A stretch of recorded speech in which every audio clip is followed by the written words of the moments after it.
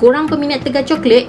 Okay, nice. Nina nak beritahu good news dekat korang. Sekarang ni Crunchnya tengah ada promo kau-kau yang bikin pecah kepala. Korang beli 3 balang apa-apa topping cuma RM30.9 je tau. Tak kisahlah topping KitKat ke, Cadbury, Milo, Cheezmo atau Oreo. Semua ni korang boleh dapat dengan harga terlajak murah. Promosi available sampai habis stok. So korang kena cepat grab sebelum terlambat. Sambil-sambil tengok Nina bercerita, boleh lah korang makan Crunchnya tu kan. Korang boleh beli dekat Shopee Gerobok Jajan atau klik je link dekat bawah ni, okay?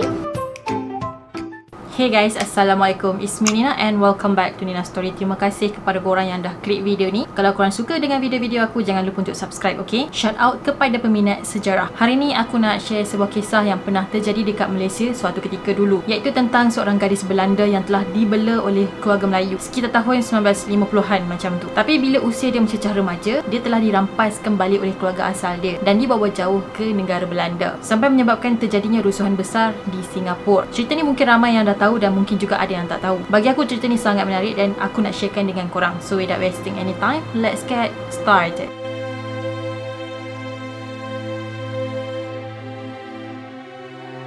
Ada sebuah keluarga Melayu yang berasal dari Terengganu, Malaysia yang telah menjaga dan membesarkan Natrah Ma'aruf macam keluarga diorang sendiri. Natrah Ma'aruf ataupun nama sebenar dia adalah Maria Huberdina Hertog telah dilahirkan pada 24 Mac 1937 di Kepulauan Melayu, Bandung, Indonesia. Asalnya Natrah telah dilahirkan dalam keluarga yang beragama Katolik. Ayah Natrah adalah seorang sarjan dalam tentera Belanda yang bernama Adrianus. Mak dia pula bernama Adeline, berketurunan Serani dari Scotland yang telah dibesarkan di Jawa. Adik-beradik Natrah sebenarnya agak ramai, iaitu sekitar 6 orang. Jadi disebabkan Adeline rasa dia dah ada anak ramai, lepas tu kewangan pada masa tu pula tak berapa nak okey, jadi dia serahkan Natrah kepada Cik Aminah, iaitu kawan baik dia. Jadi dia dengan Cik Aminah ni agak berkawan rapat jugalah. Pada masa tu Natrah ni kecil lagi, dalam 5 tahun. Cik Aminah ni pula dia punya kewangan tu kukuh. So pada masa tu dia boleh dikategorikan jugalah sebagai orang dari golongan yang berada. Cik Aminah sebenarnya merupakan seorang pengusaha ataupun peniaga barang kemas dan juga merupakan translator kepada askar Jepun. Dan Cik Aminah ni sebenarnya berasal dari Terengganu, Malaysia yang telah bekerja ataupun berniaga di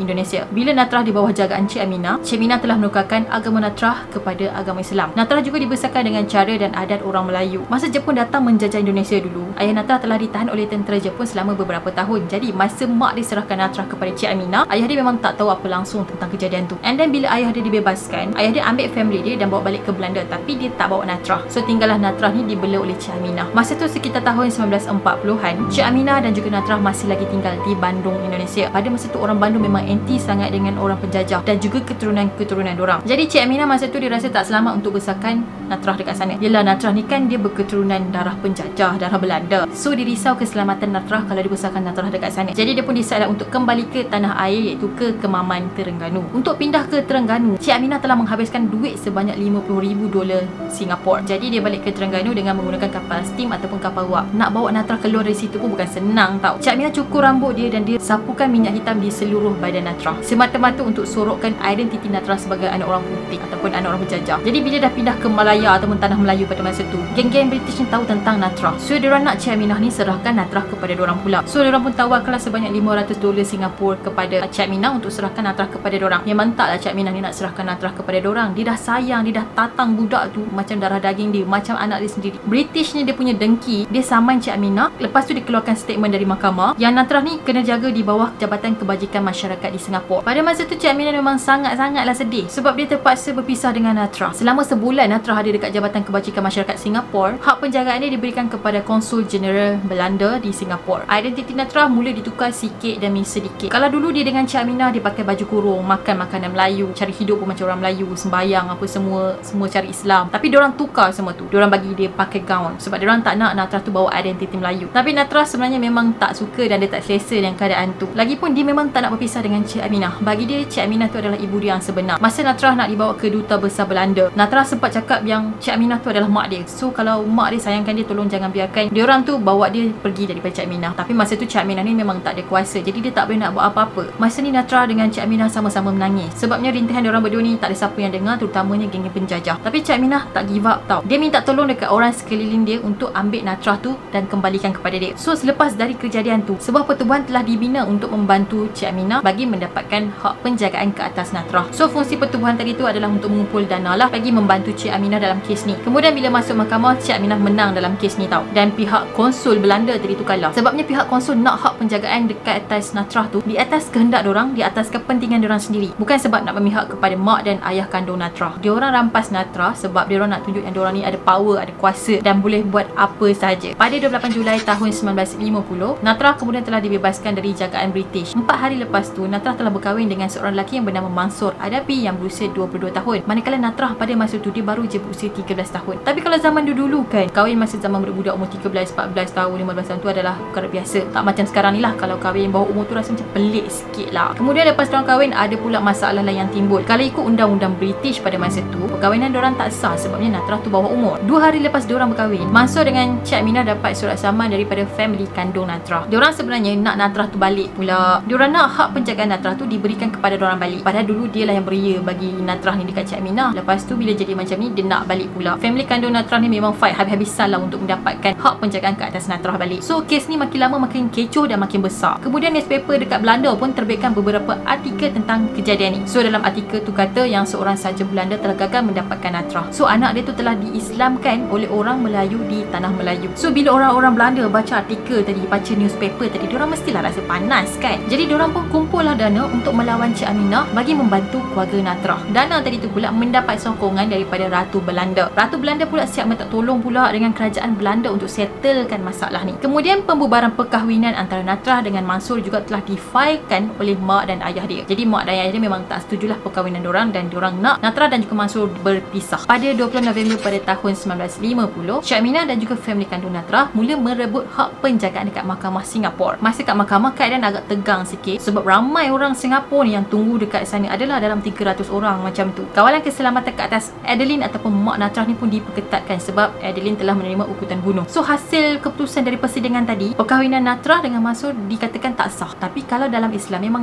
perkahwinan diorang tu sah. Kalau ikut undang-undang British jadi tak sah. Tapi kalau Natrah ni umur 16 tahun ke atas, perkahwinan diorang akan jadi sah. Lepas tu mahkamah telah putuskan yang hak penjagaan Natrah jatuh kepada family dia. Yelah, dia kan bawah 18 tahun lagi. Jadi mak ayah dia ada hak dan ada kuasa ke atas anak diorang sendiri. Lepas tu kewarganegaraan dia pula mestilah ikut sebelah ayah dia, iaitu Belanda. Dan satu lagi, agama Natrah daripada Islam kena tukar kepada agama Kristian balik. Sebabnya hanya ayah kandung dia sahaja yang berhak menentukan agama apa yang anak dia perlu anuti. Jadi kesimpulan daripada persidangan tu, Natrah perlu dikembalikan kepada keluarga asal dia. Cik Aminah bila dengar je keputusan mahkamah Singapura, dia terus pengsat. Natrah pula nangis-nangis jerit, tak setuju dengan keputusan mahkamah tadi. Time tu Natrah ni pegang Mansur kuat-kuat tau, dia tak nak lepaskan Mansur. Tapi mak kandung dia masa tu tarik tangan Natrah supaya lepaskan Mansur. So pada masa ni terjadilah suasana yang menyedihkan dan menghiburkan, yang mana seorang anak penjajah ataupun anak orang asing yang dibesarkan oleh keluarga Melayu terpaksa berpisah dengan orang yang dia sayang. Pada masa dia nak berpisah dengan Mansur tu, Natrah ni kata dia nak Mansur dapatkan dia balik dengan cara apa sekalipun sebab dia tak nak ikut family dia. Sebenarnya keputusan daripada mahkamah Singapura ni buatkan ramai orang Melayu tak puas hati langsung. Bagi diorang Natrah ni adalah mangsa keadaan dan mahkamah tak fikir langsung pun perasaan dia. Kemudian Cik Aminah dengan Mansur submit lagi rayuan setelah 2 minggu kemudian. Bukan rakyat je yang marah pada masa tu tau. Tunku Abdul Rahman dan juga Datuk On pun pernah berbincang pasal ni. Tapi itulah Datuk On kata benda ni small matter je, tak perlu nak dibesar sangat pun. So Tunku pada masa tu dia rasa agak frust juga sebab Datuk On macam tak kisah sangat dengan kes tu. Sebab Tunku Abdul Rahman pada masa tu tahu yang ego penjajah ni sebenarnya sangat tinggi dan diorang ni memang sombong. Marah diorang akan jatuh kalau darah daging diorang dibesarkan dan dikahwinkan dengan orang Melayu. Diorang kan orang yang berkulit putih, jadi diorang rasa diorang punya kasta ni lagi tinggi daripada bangsa-bangsa lain. Pada 11 Disember pada tahun 1950, kes Natrah bersambung lagi di mahkamah Singapura. Geng-geng yang tunjuk perasaan ni pun penuh ni berkumpul dekat depan mahkamah. Diorang nak tunjuk dekat Cik Aminah yang diorang support Cik Aminah. Bukan tu je, seramai 70 orang polis Melayu, seorang pegawai dan juga 3 inspektor telah diarahkan untuk menjaga kawasan mahkamah. Jumlah orang yang tunjuk perasaan ni makin lama makin ramai sehingga mencecah 3,000 orang. Jadi diorang semua tunggu dekat depan mahkamah sebab diorang nak tahu keputusan sama ada hak penjagaan Natrah dijatuhkan ke atas Cik Aminah ataupun dapat dekat family dia. Tapi pihak mahkamah ni tunda pula keputusan. Jadi dia kata esok barulah dia announce siapa yang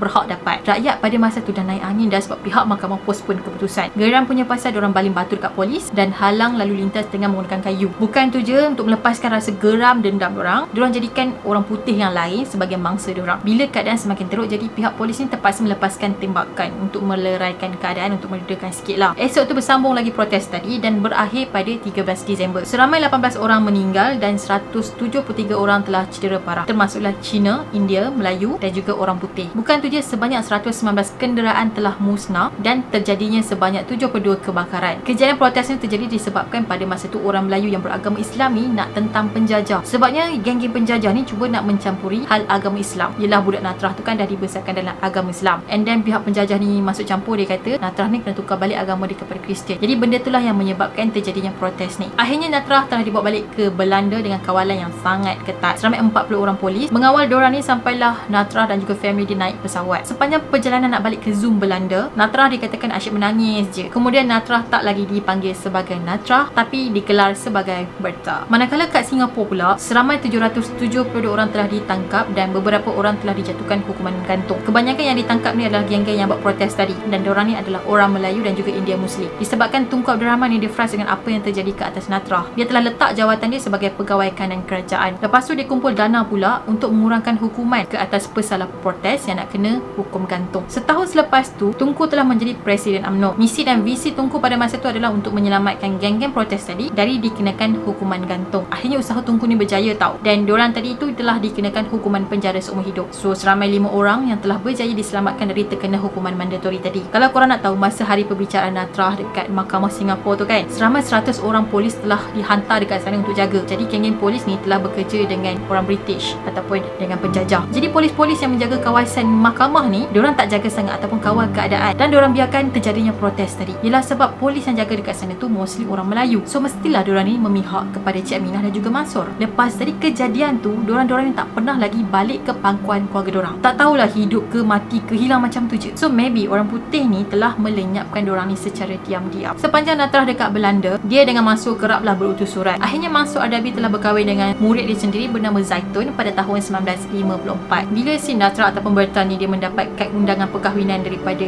Mansur, jadi dia frust tau sebab dia sayangkan Mansur. Pada April 1956, Natrah telah berkahwin dengan Johan yang merupakan seorang askar. Masa tu Johan ni berusia 21 tahun dan Natrah berusia 18 tahun. Dan setahun kemudian Natrah telah melahirkan bayi yang pertama, dan kemudian dia telah digunakan 10 orang anak lepas tu. Natrah juga sebenarnya mengalami masalah tekanan perasaan dengan kehidupan yang dia lalui dekat Belanda. Dia sebenarnya nak balik ke tanah Melayu dan dia tak nak hidup dengan family dia sekarang ni. Sebenarnya Natrah lagi sayangkan Cik Aminah berbanding ibu kandung dia. Bagi Natrah, ibu kandung dia pada masa tu adalah seorang perampas kebahagiaan. Pada tahun 1975, Natrah, Johan dan juga Mansur telah dijemput oleh TV Belanda. So pada masa tu ada satu dokumentari tentang diorang ni. Jadi TV Belanda ni jemputlah diorang bertiga datang. Pada masa tu Natrah dah ada 10 orang anak. Hidup dia pula serba susah kalau nak dibandingkan dengan Mansur pada masa tu yang merupakan seorang guru dan juga seorang peguam. Ada yang cerita lepas Natrah balik daripada wawancara tadi, daripada jemputan tadi, dia mengamuk dekat mak dia. Dia kata mak dia lah yang punca segalanya yang menyebabkan hidup dia susah sekarang ni. Kalau diorang biarkan dia hidup dengan Mansur, mesti hidup dia dah bahagia sekarang, dah hidup senang lenang dah. Pada tahun 1976, Cik Aminah telah meninggal di Terengganu ketika usia 70 tahun. Pada tahun ni juga Natrah cuba untuk bunuh suami dia, tapi perbuatan dikantoi dan dia kena tangkap dengan pihak polis. Tapi diorang bebaskan dia balik sebab bila diorang check latar belakang dia, diorang rasa kesian, jadi diorang bebaskan dia. Kemudian Natrah dilaporkan mengalami tekanan perasaan yang agak teruk. Sebabnya dia kecewa dia tak dapat jumpa Cik Aminah sampailah Cik Aminah tu meninggal, dan diorang tak pernah berjumpa setelah 26 tahun kemudian. Lepas bercerai dengan suami yang pertama, Natrah ni berkahwin pula dengan seorang lelaki yang bernama Tom. Diorang bercerai 4 tahun kemudian, dan Natrah ni hidup bersama pula dengan seorang lelaki yang bernama Ben, yang mana Ben ni berasal dari Indonesia dan dia mendapat kerakyatan di Amerika. So Natrah hidup bersama dengan dia, diorang tak kahwin. Pada masa dia kenal dengan Ben ni, sebenarnya dia telah berhijrah dari Belanda ke Amerika. So dia pindah ke Amerika ni untuk memulakan kehidupan dia yang baru. Jadi anak-anak dia ditinggal dekat Belanda. Masa dia tinggal dekat Amerika, hidup dia agak susah sikit. Jadi dia terpaksa bekerja sebagai cleaner dan juga sebagai tukang masak lah untuk sara hidup dia. Pada tahun 1997 dan 1999, Natrah sempat kembali ke Malaysia dan dia sempatlah berjumpa dengan keluarga angkat dia. Dia sebenarnya masih lagi fasih berbahasa Melayu, cumanya ada pelat Indonesia sikit lah. Pada 9 Julai tahun 2009, Natrah telah meninggal di rumah dia sendiri di Belanda. Jadi dia meninggal disebabkan oleh penyakit leukemia pada usia 72 tahun. Okay guys, itulah serba sedikit tentang kisah seorang anak gadis Belanda yang dibesarkan oleh keluarga Melayu dan akhirnya dia telah direbut kembali dari keluarga angkat dia dan dibawa pulang ke Belanda. Jadi selama dia membesar dekat Belanda ni, memang dia tak pernah happy. Aku tak boleh bayang hidup dia walaupun kembali kepada keluarga asal tapi tak happy. Sebab jiwa dia, raga dia semuanya ada dekat tanah Melayu bersama dengan Cik Aminah dan juga Mansur. And yeah, that's it for today, dan aku harap korang suka dengan cerita aku pada hari ini. Kepada korang yang belum lagi subscribe, make sure korang subscribe sebagai tanda support, dan jangan lupa juga untuk follow aku di Instagram. Kita akan jumpa lagi in next video.